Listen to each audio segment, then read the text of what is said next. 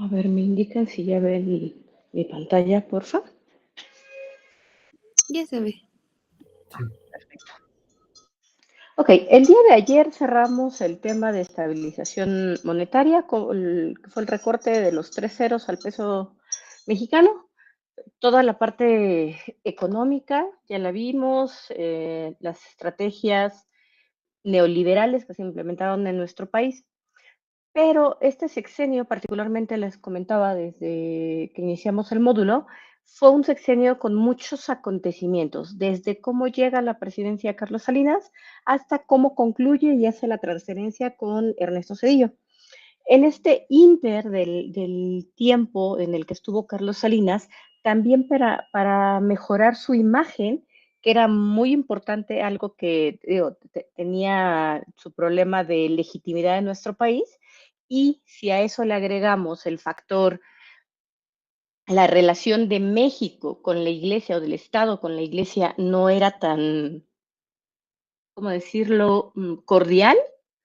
Nuestro antecedente de la guerra cristera, la promulgación de la ley Calles, había dejado una ruptura bastante grande. Entonces, para mejorar esa imagen tanto de él como del Estado mexicano con la Iglesia, se acercó mucho al Vaticano e invitó al Papa Juan Pablo II, que era el que estaba en ese entonces, a visitar nuestro país. Visitó México del 6 al 13 de mayo de 1990. Y es interesante que cuando analizamos esta visita del Papa, esa capacidad de convocatoria y la habilidad política que tenía contribuyeron en gran medida a generar una mayor presión a la estructura gubernamental. Esto permitió que se diera un cambio en el estatus jurídico y pudieran restablecerse las relaciones diplomáticas entre México y el Vaticano. Pero no fue solo por esa capacidad de convocatoria o habilidad política, sino que lo primero que se llevó fue a implementar reformas constitucionales que ampararan que se podían restablecer esas relaciones diplomáticas. ¿Y cuáles fueron esas reformas? Fueron particularmente la modificación de la reforma a 5 artículos de la Constitución. Esta reforma se publicó en el Diario Oficial de la Federación el 28 de enero de 1992 y abarcó 5 artículos, el artículo tercero, quinto, 24, 27 y 130. Estas reformas buscaron formalizar y modernizar esa relación del Estado mexicano y la Iglesia. Particularmente, con respecto al artículo tercero, que es el que habla en primera instancia de la educación, se permite, o a partir de esta reforma, se permite a las instituciones religiosas impartir educación siempre y cuando siguieran los planes y programas oficiales que estaban estipulados por el Estado. Recordemos que todavía hasta este momento la única educación básica que se incluía de manera oficial era la primaria. La secundaria se implementa nuevamente una reforma a este artículo tercero, si no me equivoco, a finales del 92, por ahí de noviembre, diciembre. Entonces, hasta ese momento, todavía solamente era la parte de la educación primaria. Y lo que se permite es que en las instituciones religiosas se pudiera impartir también educación, algo que había sido prohibido, por ejemplo, en la ley Calles. La reforma del artículo quinto, que tenía que ver con el voto de los clérigos o religiosos, suprimió completamente esa prohibición que traíamos desde la ley Calles, permitiendo que los ministros de culto pudieran votar, pero ojo, no se les permitía ser votados. O sea, ya podían participar en los procesos electorales, pero no podían ocupar un cargo público. ¿Vale? El siguiente artículo es el artículo 24, que tenía que ver con el culto público. Este artículo estableció la libertad de culto, aunque los actos religiosos, pues sabemos que se celebraban ordinariamente dentro de los templos, pero sí estipulaba que el Congreso no podía dictar leyes que establecieran o prohibieran la religión en nuestro país. Entonces, esto permitía que aun cuando el culto se realizaba ordinariamente en los templos, podían hacerlo fuera sin importar qué religión fuera y tampoco prohibirla, ¿va? El artículo 27, que tiene que ver con la propiedad, estableció o reconoció más bien la personalidad jurídica de las iglesias,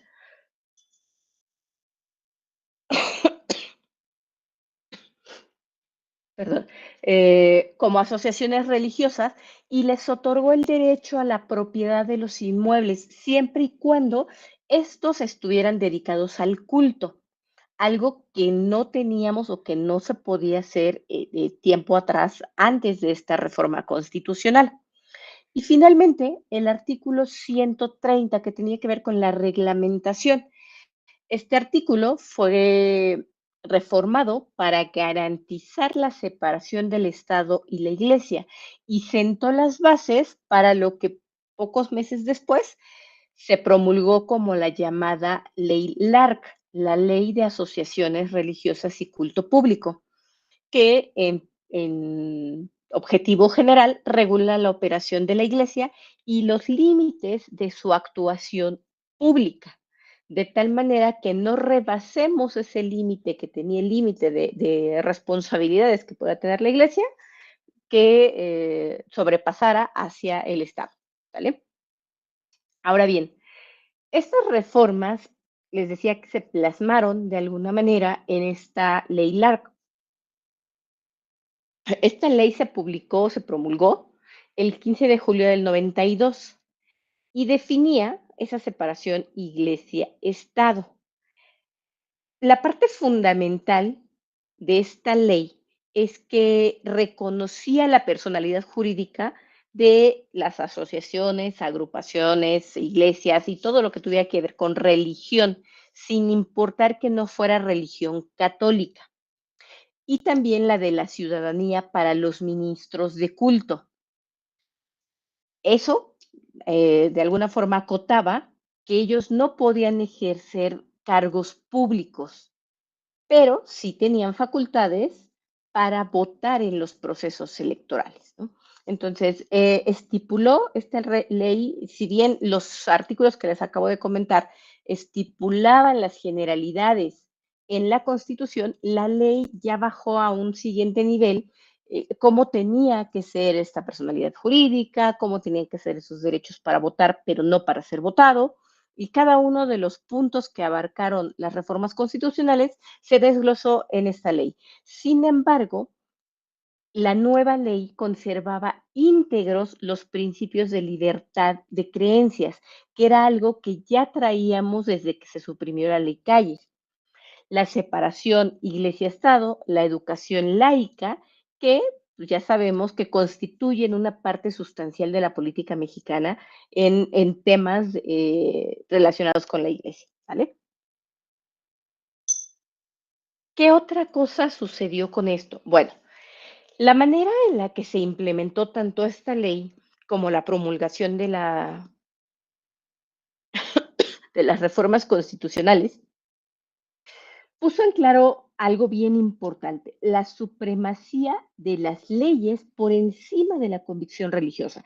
Es decir, el Estado ya reconocía la filiación religiosa, pero cualquier afiliación religiosa o ente religioso no podía tener una supremacía por sobre las leyes estipuladas, tanto la ley LARC, promulgada en el 92, ni por encima de la propia constitución que nos rige. ¿Vale? Entonces, las relaciones diplomáticas México y el Vaticano se restablecieron en septiembre de 1922. ¿Qué es lo rescatable de esto? Que permite que esa restauración de relaciones diplomáticas se vea reflejada en una siguiente visita del Papa Juan Pablo II para el año de 1992. Cuando vino la primera vez, que era lo que les comentaba hace un ratito y que lo recibió Carlos Salinas, el 13 de mayo llegó aquí a la Ciudad de México, en ese momento todavía reconocido como Distrito Federal. Cuando se restablecen al poco tiempo, eso fue en el 90, cuando en el 92 se publican las reformas constitucionales y en septiembre del mismo 1992 se restablecen esas relaciones, entonces sí da pie a que el Papa pudiera presentarse nuevamente en nuestro territorio, pero ya como una visita oficial de Estado, ya no como un personaje que llega solo a la ciudad y es reconocido ya, sino una visita oficial. Y algo que ustedes seguramente tienen bastante claro es que el Vaticano es considerado un estado. Entonces, en esa visita oficial, pues se tuvo todo el protocolo que se hace con la llegada de un representante de estado a nuestro país.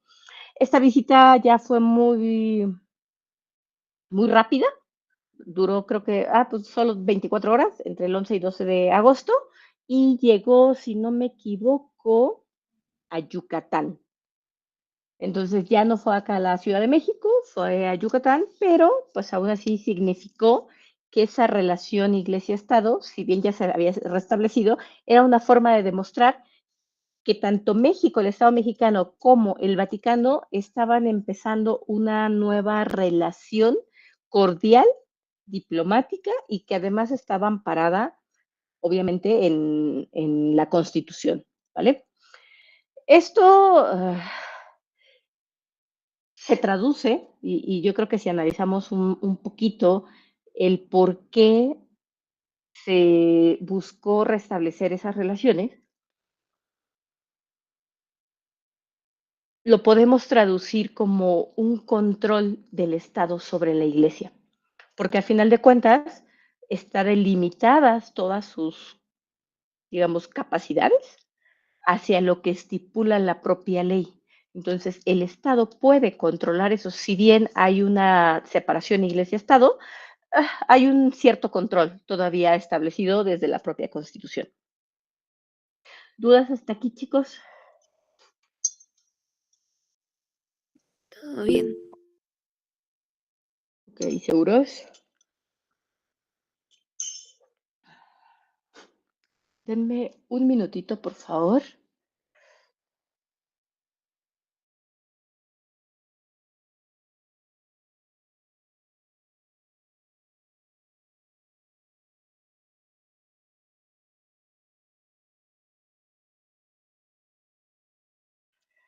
Listo, adelante, Diego, tienes la mano levantada. Sí, este control se da porque de alguna manera la iglesia representa como otro poder político.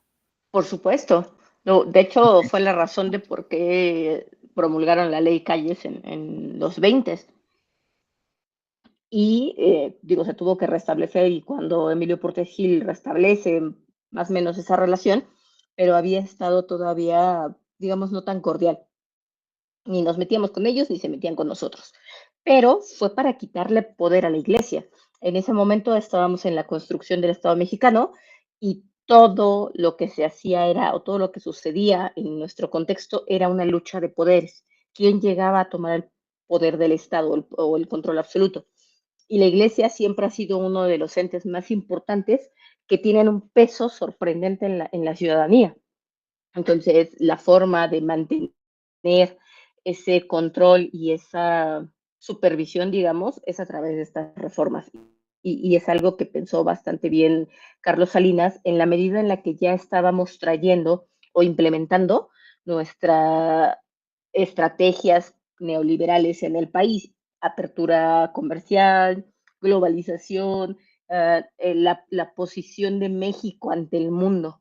Entonces, esto permitía que México también pues, fuera reconocido porque pues, ya estaba otra vez en una relación de cordialidad con el Estado, con la Iglesia, y obviamente eso podía permitir que otros países pues también restablecieran relaciones, otros países pidieran el apoyo, visualizaran a México como uno de los canales de comunicación para poder llegar al Vaticano.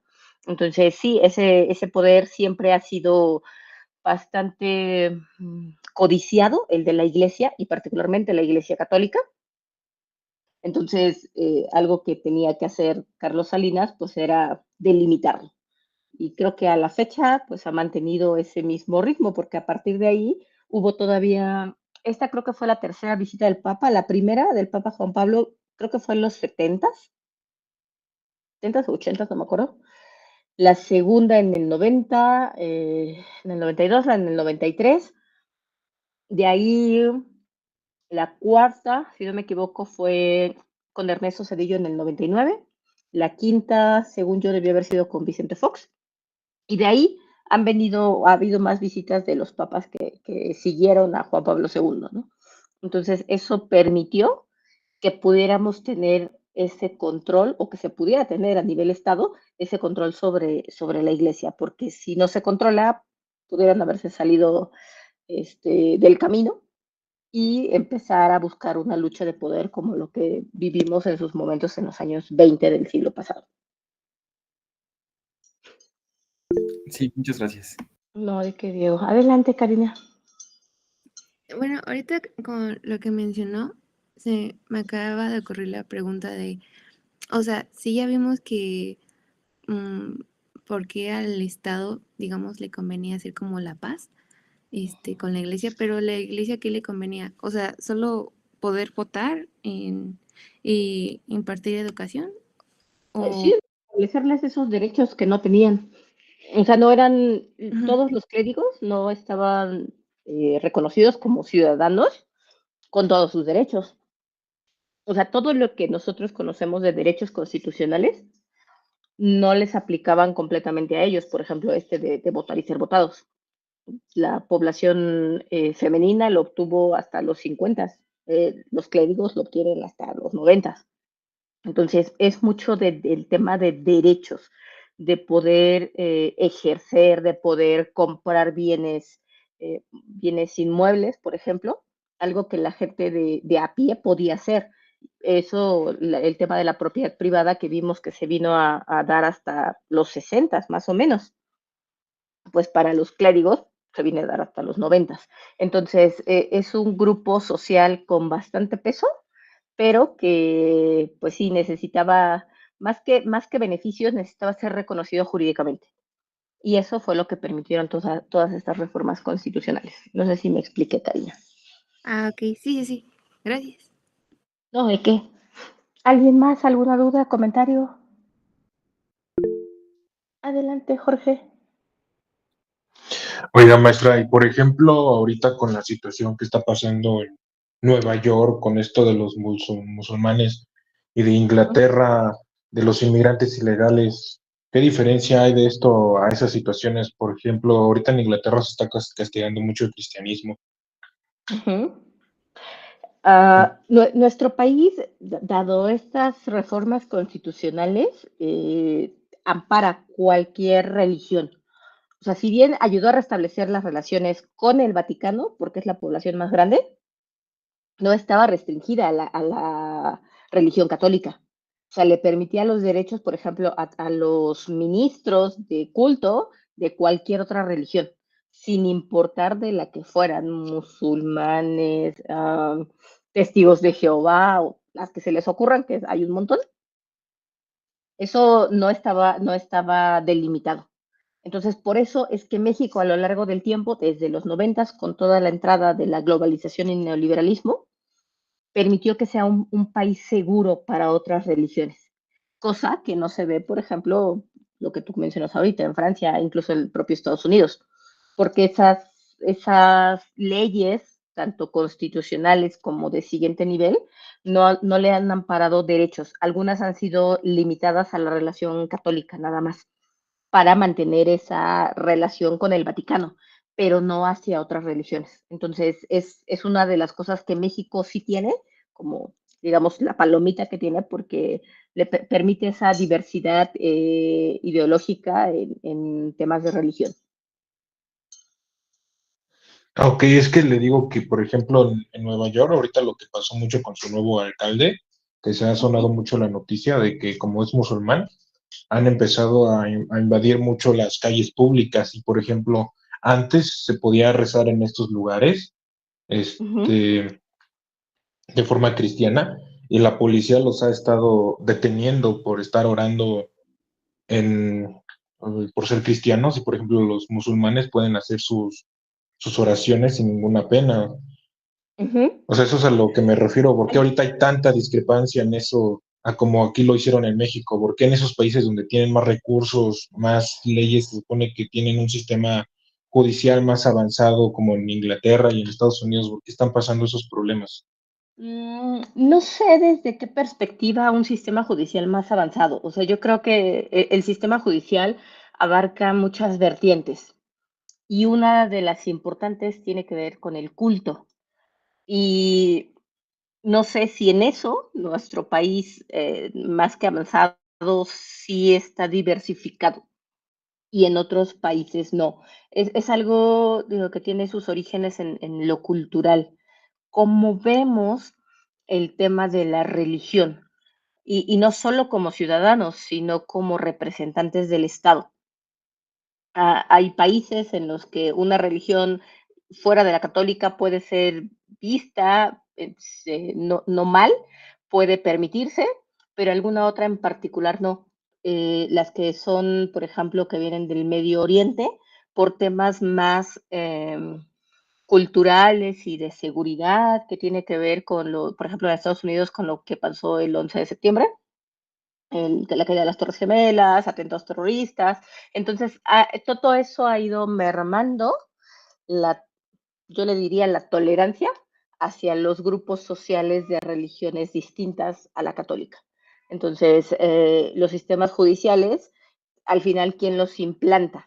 La propia sociedad que está en la burocracia. Y si la sociedad que está en la burocracia no tiene tolerancia a, pues obviamente no van a venir reformas que amparen o protejan a estos grupos. México, a partir de este momento, lo empieza a hacer, pero recordemos que la ley Calles, por ejemplo, que se promulgó en el 29, o sea, estamos hablando de 70 años, 60, 70 años casi, para poder restablecer esas relaciones.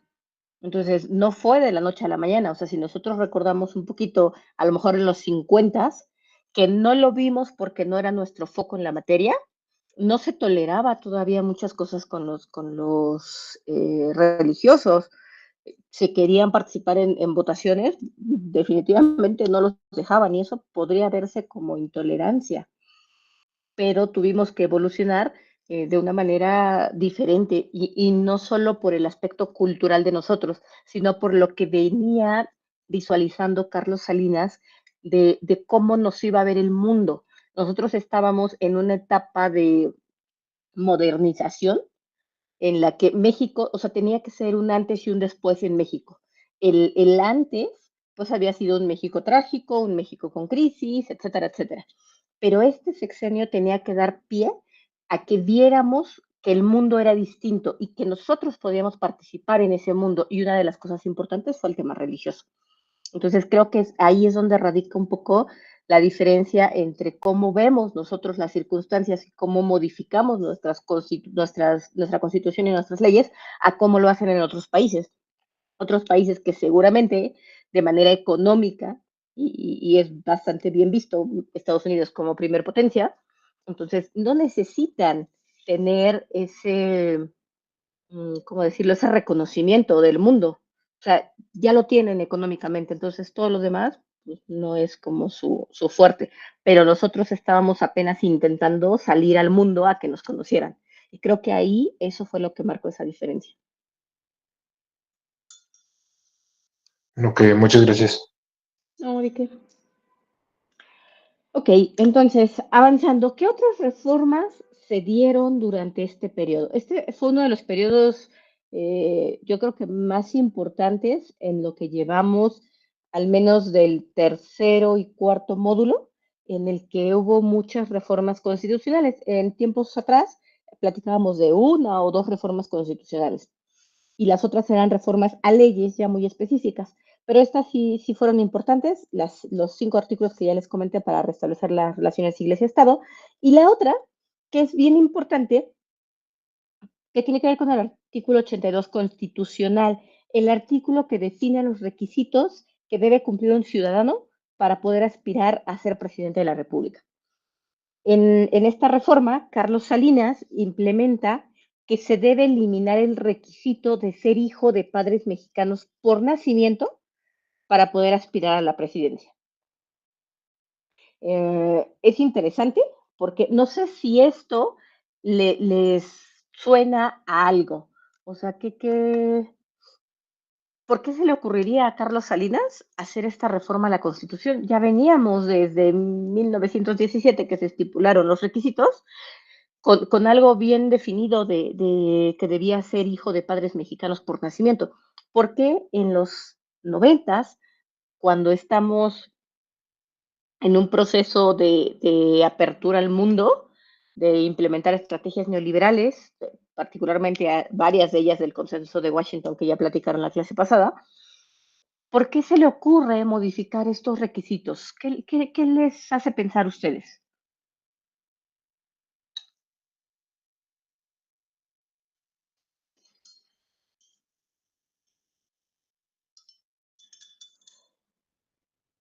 No me digan que nada. Se refiere, perdón, que los padres tendrían que ser mexicanos por nacimiento, ¿no? Ujú. Y lo que hace es limitar ese requisito O sea que de ser podrías hijo tener de padres mexicanos. como padres extranjeros, pero Ajá. que tú hayas nacido en México, ¿no? Un, um, padre, a ver, otra vez, ¿cómo? Sí, que podrías tener como padres de otros países, o sea, como migrantes, Ujú. pero que tú hayas nacido en México, ¿no? O sea, Ajá, correcto. sí, O ok. sea, tú eres mexicano, pero tus padres no. Pues como que da mucho a pensar, ¿no? Porque justamente am, tal vez como esta, no sé si llamarlo como apertura sin, ¿por qué quisieras que justamente a lo mejor, pues como que tradicionalmente, tal vez si tus papás no son mexicanos, pues tienes como influencias de otros, pues de otro país, ¿no? Hasta puedes como buscar también que intereses o que si llegas a gobernar, pues intereses para ese mismo país, ¿no? Ajá, correcto. Y ahora, ¿esto de qué manera, ustedes que ya conocen un poco más de los acontecimientos, no tan actuales para ustedes, pero sí un tanto recientes, benefició a alguien esta reforma? ¿Lo recuerdan? Adelante, Daniela. Pues ahorita se me viene a la mente que creo que Fox, alguno de sus papás era español y la actual presidenta, no sé si sus papás directamente, pero al menos sí tiene influencia de otros países. ¿Cómo influencia? Sí, o sea, no sé si sí creo, o sea, Annie Pardo creo que sí es mexicana, pero su papá, el papá de la presidenta creo que son de Polonia o no sé de dónde sea su familia. Y pues bueno, Fox creo que su mamá o su De hecho, papá los dos eran padres españoles. de Claudia Sheinbaum, si hablamos del presidente actual, son mexicanos. Ellos sí Ah, tienen ascendencia de otro lado, exacto. pero ellos son mexicanos, sus padres. Entonces, Ah, bueno, ella no entra en este tema. entonces creo, bueno, se me viene a la mente y si no es que también tengo mala la información, pero creo que de Fox alguno de sus papás era español. Creo que Su su mamá. madre, Ajá. sí, su madre española, su padre sí era mexicano, tenía ascendencia germano-estadounidense, creo, algo Sí. medio raro. Entonces, sí, por supuesto. Esta reforma constitucional se aprobó, pero su entrada en vigor fue hasta el 31 de diciembre del 99. Y con esto anuló la posibilidad de que Vicente Fox fuera candidato en las elecciones del 94, pero sí permitió que fuera el candidato del PAN para las elecciones del 2000. Entonces, cuando analizamos esta reforma constitucional a postiempo, o sea, hablamos del 2000 a la fecha, cuando se postula a Vicente Fox como candidato, entonces, pues se comienza primero a cuestionar eso. ¿Por qué si su padre es mexicano, pero su madre no? Y el requisito es que, o el requisito que estaba estipulado en la Constitución de 1917, es que ambos padres fueran mexicanos. Y de ahí se revisa y entonces se entra en el detalle de que en el 99 entró en vigor esta reforma. Entonces, se dice mucho a lo largo de los años recientes, hemos visto que el tema de la relación de los panistas con una élite política priista del ala de Carlos Salinas ha sido muy estrecha. Entonces, se ha dicho mucho que Vicente Fox llega a la presidencia precisamente porque Carlos Salinas lo permitió, y lo permitió no porque él le diera o fuera dedazo lo eligiera, sino porque quita requisitos que hicieron que él pudiera aspirar a la presidencia. O sea, si no se hubiera reformado la Constitución en este artículo 82, Vicente Fox nunca hubiese llegado a la presidencia. Si no me equivoco, es hasta ahorita el único presidente cuyos padres, los dos no son mexicanos, o al menos uno de los dos no es mexicano. El resto ha cumplido el requisito histórico de la Constitución de 1917. Entonces, si analizamos un poquito este tema, pues pareciera que sí hay una relación estrecha entre Carlos Salinas y, más que el PAN, con Vicente Fox. Ya platicaremos en las elecciones posteriores a 2006 cómo se da un poco más esa relación, o cómo es visible esa relación que ninguno de los dos ha confirmado. Y eso, por eso les digo, es parte del análisis, porque en la historia, en los libros de historia y en todas las fuentes oficiales, nunca ha habido algo que confirme que, como lo decían algunos analistas políticos, que Carlos Salinas fue el padrino de Vicente Fox para que llegara a la presidencia. Pero sí, cuando analizamos esta reforma, pues pinta a que había algo extraño. O sea, ¿por qué no se aprobó en ese año, por ejemplo? Yo creo que pudo haber contendido Vicente Fox. Probablemente no hubiese ganado porque traíamos de contrapeso a otro candidato del lado del PRI. Entonces, o sea, sí hay como muchas cosas ahí cuestionables, pero interesantes. Entonces, si al día de hoy, al menos en el sexenio vigente, cuando venga el siguiente cambio presidencial, llegamos a ver que al menos uno de los padres del candidato o de los candidatos no es de nacionalidad mexicana, bueno, eso tenemos que agradecérselo o no agradecérselo, depende de la perspectiva de ustedes, a Carlos Salinas con esta reforma que se implementa o que entra en vigor hasta el 99. ¿Y qué otra reforma se...? ¿Quién levantó la manita? Adelante, Diego. Sí, en ese momento la ruptura como del PRI ya era tan marcada para pensar que había una relación sumamente estrecha con esta ala del PRI y del PAN. Sí había una ruptura interna del PRI, o sea, tan la hubo, que pues, ya platicamos de todos aquellos líderes que en su momento no apoyaron la candidatura de Carlos Salinas, pero sí apoyaron a Cuauhtémoc Cárdenas como el Frente Nacional Democrático. Entonces, todas esas estructuras estaban fracturadas. Se supone que hasta este momento Vicente Fox no había pintado todavía en el radar político de una manera fuerte, digamos. Entonces, no sé ahí cuál haya sido la relación con Carlos Salinas, pero sí pareciera que, dado que es un personaje del grupo, digamos, conservador, porque pues, no pensó en alguien de izquierda, por ejemplo, sino en alguien conservador, que en caso de que internamente en las elecciones del 94 el PRI no tuviera peso, pues al menos tuviera alguien ligado a esos principios neoliberales. Y definitivamente Vicente Fox traía mucho de los ideales neoliberales de privatización, de apertura de mercados. No me acuerdo si de formación es... no me acuerdo si relaciones públicas, administrador de empresas, algo por el estilo, empresario. Entonces, creo que traía muy marcado el que el sector privado tiene que formar parte de las decisiones de nuestro país, algo en lo que se sustentaba el neoliberalismo, quitar más al Estado y incursionar más en el sector privado. Entonces, pues pintaba que podía ser el elegido, no para un maximato, algunos lo pintan o hacen ese paralelismo, Yo creo que no tanto como un maximato, sino más bien como alguien que empatara con esos ideales neoliberales, ¿no? Ok, profesora, una más.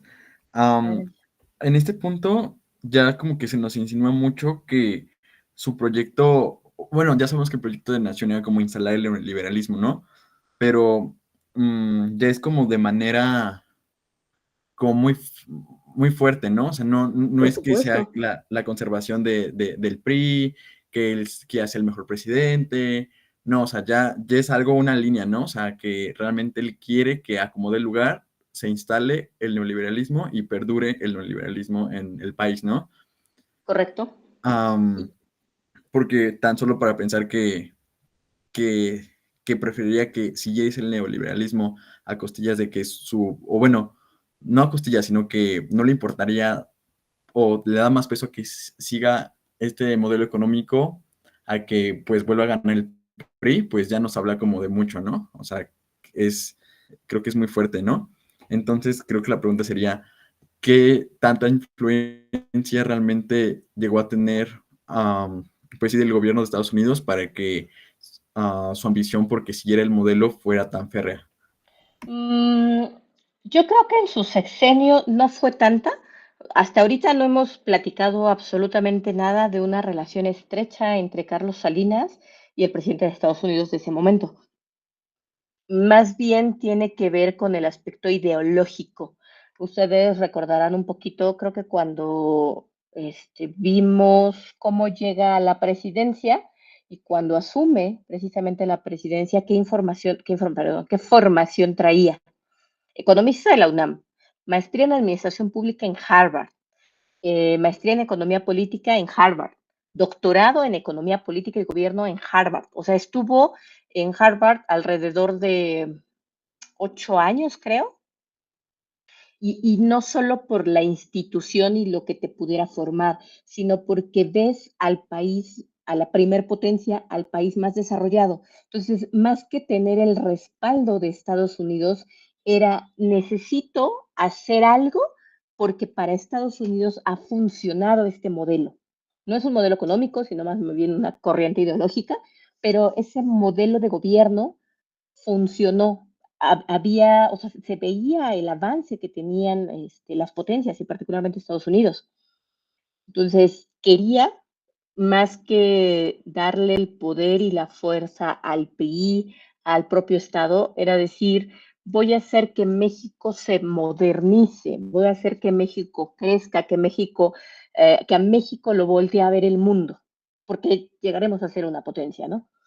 Probablemente la visión no era mala, pero la forma en la que se implementaron y todo lo que estaba alrededor de Carlos Salinas, pues también no ayudó muchísimo, ¿no? O sea, ya vimos un poquito de la situación económica, él toma un país en crisis, entonces tampoco es como que de la noche a la mañana pudiera mejorarse, ¿no? Traemos también un contexto internacional importante, um, pero no hay un respaldo tan fuerte del gobierno norteamericano.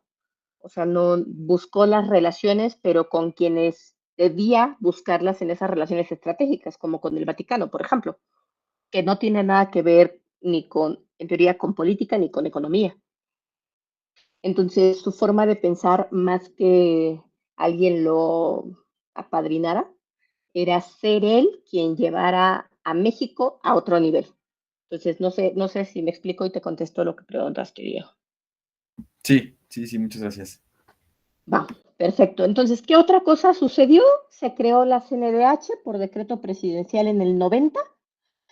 Eh, Tenemos ahí sus pros y sus contras de la Comisión Nacional de Derechos Humanos. Ya la platicaremos en movimientos sociales y acontecimientos sociales que se dan particularmente entre el sexenio de Ernesto Zedillo y yo creo que hasta el sexenio actual, ¿no? Entonces, si bien se crea como una comisión que va a defender los derechos humanos, pues ha sido muy cuestionada a lo largo de la historia. Y ya platicaremos de esos cuestionamientos, ¿sale? Eso es todo lo que engloba las reformas que tuvimos durante este periodo, esas reformas importantes, que impactaron y como se dan cuenta, más que reformas en términos económicos, como se hizo en otros sexenios, estas fueron más de relación con el mundo exterior, ¿no? Otra cosa importante fue el surgimiento del PRD.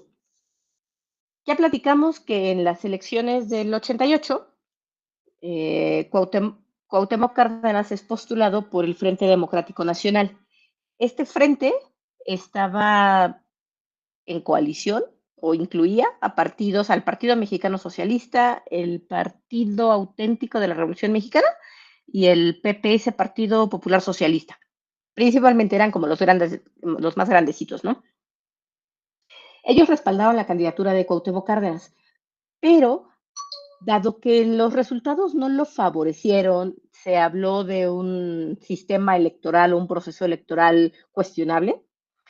Lo que hizo Cuauhtémoc Cárdenas en alianza con otros políticos que era esa ala izquierdista del PRI, es que constituyeron formalmente el 5 de mayo del 89 al PRD, ya como un partido político. O sea, ya en el siguiente proceso electoral ya no iban a ir como Frente Democrático Nacional, sino que Cuauhtémoc tendría que ser el candidato de un partido en específico. Podría ir en coalición con algunos otros, pero quería, y una forma estratégica políticamente hablando, era crear un propio partido, ¿no?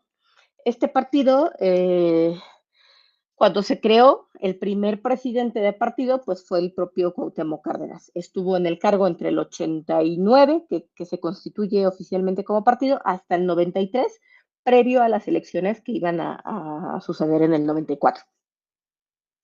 Entre los líderes clave provenientes de estas facciones izquierdistas del PRI o esa corriente democrática y de algunos otros partidos de izquierda pequeños, podemos reconocer a dos personajes importantes. Porfirio Muñoz Ledo y Andrés Manuel López Obrador. No sé si a ustedes, digo, creo que el de Andrés Manuel le suena porque es el presidente del sexenio pasado, pero ubican a Porfirio Muñoz Ledo. Sí, creo que era presidente de alguna cámara. Correcto. Bueno, además de que ha sido muy importante en su trayectoria como profesional, pero creo que lo último fue que fue presidente de alguna cámara. Sí, correcto, gracias, Dani. Y fuera de los cargos públicos que tuvo en los años más recientes, es uno de los personajes o líderes políticos izquierdistas.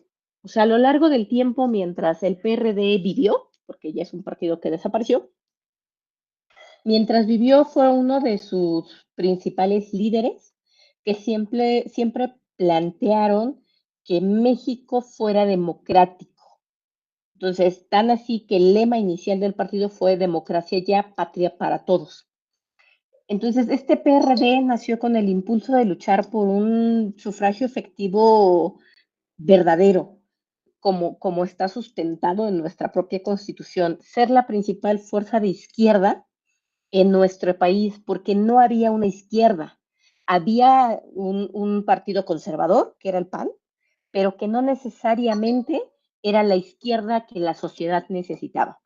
Necesitaban contrarrestar el dominio del PRI, del Estado, del propio Estado, y obviamente contrarrestar también esas políticas neoliberales que Carlos Salinas estaba implementando en nuestro país. Entonces, estos años, entre su fundación en el 89 hasta el 2000, yo creo, fue uno de los entes más, todavía 2006, más importantes de la izquierda, no solo en nuestro país, sino en América Latina. Entonces, por ello, cuando pensamos en los principales líderes de cómo surge el PRD o cómo surge la izquierda en nuestro país, tenemos a estos tres: Porfirio Muñoz Ledo, Cuauhtémoc Cárdenas y Andrés Manuel López Obrador. Por ahí adelantito van a aparecer otros políticos, mujeres. La que aparece aquí en la fotografía es Amalia García. También aparece Rosario Ibarra de Piedra, por ejemplo. O sea, muchos otros que fueron afiliándose también al partido porque pintaba a que iba a ser algo distinto a los 60, casi 70 años que llevaba el PRI controlando al país y controlando a todos los grupos sociales, ¿no? Entonces, es uno de los acontecimientos importantes. Si ustedes se dan cuenta, parte de lo que hemos visto en este sexenio no va en un orden cronológico, está estructurado por temas, ¿vale? La prioridad de los temas que hemos estado platicando, los tres primeros, ¿cómo se dice? Acciones estratégicas para legitimarse, el acto de alto impacto, la reforma electoral, el Programa Nacional de Solidaridad.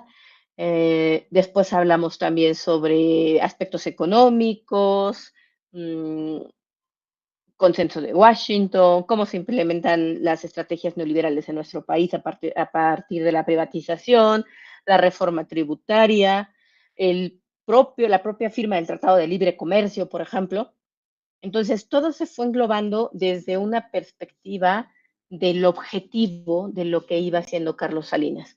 Cuando hablamos de las reformas, ahorita en esta clase, de las reformas constitucionales, comentamos que estas se dieron en el 92. Entonces, estamos entre el ir y venir de esos 6 años de gobierno de Carlos Salinas.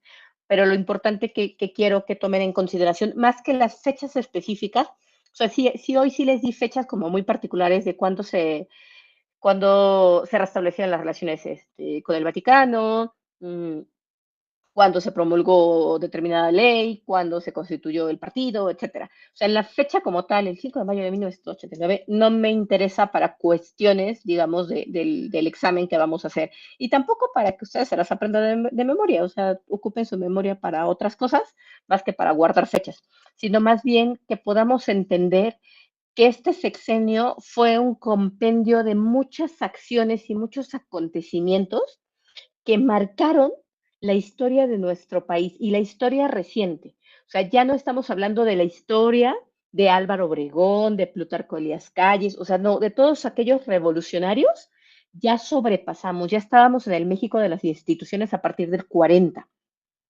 Pero hoy estamos en el México que empieza a ver el mundo o a formar parte del mundo dentro de sus actividades políticas, económicas, sociales y culturales. O sea, no solo fue el enfoque político, ni solo el enfoque económico a través de la apertura de mercados, sino el social, el cultural.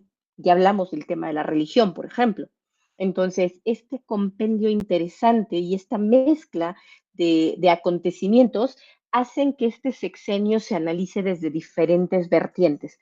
Todavía nos falta ver dos cosas importantes, la ilusión del primer mundo, lo que es todo el año de 1993 y el 1994, que lo llamamos el trágico año de 1994, que estos casi sí van de manera cronológica, que ya son la parte final de este sexenio y que van a marcar en ustedes ciertos acontecimientos para que tomen decisiones o para que puedan tener una opinión un tanto más fundamentada de cuáles fueron los pros y los contras durante este sexenio. O sea, si yo en un examen les pidiera que en una herramienta de estudio plasmaran los pros y contras del sexenio de Carlos Salinas, creo que tienen elementos suficientes, ¿no? O sea, no para decirme parte de lo que yo he analizado a lo largo de este tema, que ha sido particularmente lo que vimos del Pronasol, visto desde una perspectiva de clientelismo político,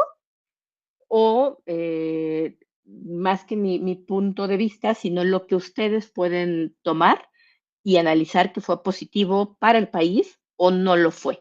¿Sale? Entonces creo que tenemos bastantes elementos y la siguiente clase, el lunes, si no me equivoco, es día feriado. Entonces no nos vamos a ver. Espero que me dé tiempo para poder calificar sus dinámicas del día martes que subieron. Ayer ya le pedí a Fer que hiciera la retroalimentación del examen. Ya están sus calificaciones también en Moodle para que las chequen. Creo que ahorita no tenemos ninguna otra tarea. Va a haber una pequeña tareita, pero yo creo que esas se las informo hasta el día martes o miércoles. Me interesa que terminemos al menos estos dos subtemas de 1993 y 1994 para que podamos arrancar con el sexenio de Ernesto Zedillo. Ya nos quedan poquitas semanas, chicos. 1, 2, 3 semanas exactamente para concluir el semestre. Entonces, estamos casi llegando al 94 y tenemos que llegar al 2010, si no me equivoco. O sea, todavía nos faltan 16 años por ver. Algunos van a ser un poquito más rápidos, pero dado que ya son un poquito más recientes, al menos del 2010 a 2025, que son otros 15 años que no forman parte de nuestro temario, pero que sí trataremos de analizar, a lo mejor no tan detalladamente como estos, pero sí con algunos puntos cruciales para que ustedes puedan pues analizar también su día a día y puedan tratar de plantear consecuencias que pudieran venir sobre estrategias tomadas por el gobierno, ¿sale? Entonces, no sé si hasta aquí alguna duda, chicos. Ninguna. No, profesora, Ninguna. Ok, Todo bien. perfecto. Entonces, los dejo ir a descansar. Nos vemos el próximo martes. Estudien, disfruten su puente. Adelante, Karina, antes de que termine. Yo quería ver si le podía comentar algo al final de la clase.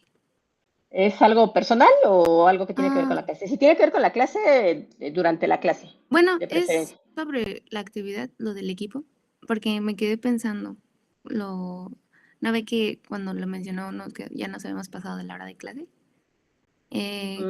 Ajá. Bueno, no sé si lo quiera que lo diga. Ok, si quieres entonces al final. Sí, es algo como ya muy Sí. particular, lo vemos al final. Va. Ok, entonces chicos, muchísimas gracias, bonita noche, disfruten su puente, nos